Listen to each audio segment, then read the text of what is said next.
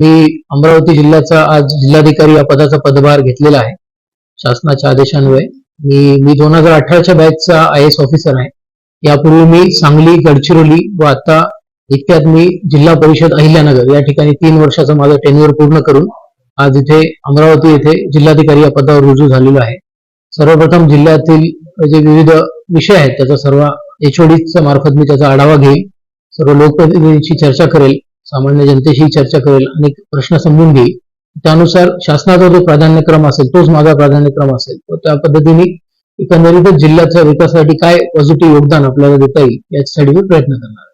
मला वाटते आपण एक निश्चित ध्येय असं ठेवलं पाहिजे आपल्या डोळ्यासमोर. जसं स्वामी विवेकानंदजी म्हणतात की एखादं ध्येय आपल्या डोळ्यासमोर ठेवा, तर ते ध्येय जोपर्यंत आपण प्राप्त करत नाही तोपर्यंत अथक परिश्रम आपण केले पाहिजे, कठीण परिश्रम आपण केले पाहिजे. तोच माझा एक संदेश आजच्या तरुणाईला राहील.